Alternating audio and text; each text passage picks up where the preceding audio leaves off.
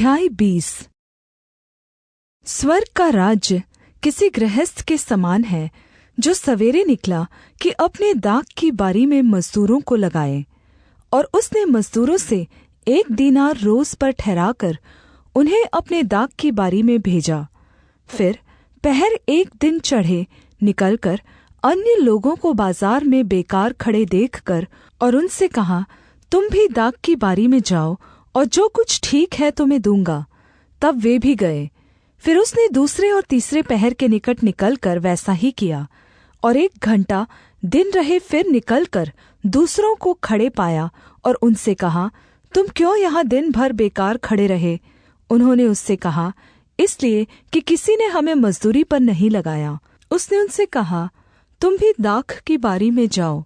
सांझ को दाख बारी के स्वामी ने अपने भण्डारी से कहा, मजदूरों को बुलाकर पिछले से लेकर पहले तक उन्हें मजदूरी दे दे।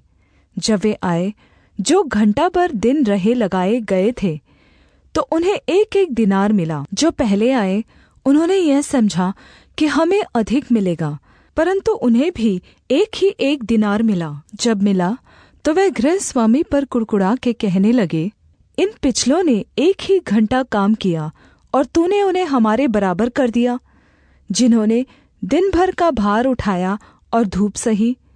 उसने उनमें से एक को उत्तर दिया, हे मित्र, मैं तुझसे कुछ अन्याय नहीं करता। क्या तूने मुझसे 1 दीनार न ठहराया? जो तेरा है उठा ले और चला जा। मेरी इच्छा यह है कि जितना तुझे उतना ही इस पिछले को भी दूँ।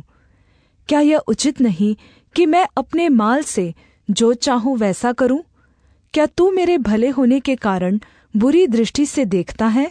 इस प्रकार जो अंतिम हैं वे प्रथम हो जाएंगे, और जो प्रथम हैं वे अंतिम हो जाएंगे। यीशु यरूशलेम को जाते हुए 12 चेलों को एकांत में ले गया और मार्ग में उनसे कहने लगा, देखो, हम यरूशलेम को जाते हैं, और मनुष्य का पुत्र प्रधान याजकों और शास्त्रियों के हाथ पकड़वाया जाएगा, और वे उसको घात के योग्य ठहराएंगे और उसको अन्य जातियों के हाथ सौंपेंगे कि वे उसे उपहास में उड़ाए और कोड़े मारे और क्रूस पर चढ़ाए, और वह तीसरे दिन जिलाया जाएगा। जब जब्दी के पुत्रों की माता ने अपने पुत्रों के साथ उसके पास आकर प्रणाम किया और उससे कुछ मांगने लगी, उसने उससे कहा, तू क्या चाहती है? वह उससे बोली, यह कह कि मेरे ये 2 पुत्र तेरे राज्य में, एक तेरे दाहिने और एक तेरे बाएं बैठे। यीशु ने उत्तर दिया, तुम नहीं जानते कि क्या मांगते हो। जो कटोरा मैं पीने पर हूँ, क्या तुम पी सकते हो? उन्होंने उससे कहा, पी सकते हैं।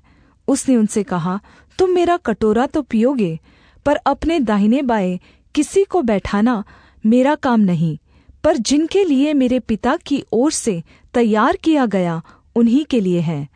यह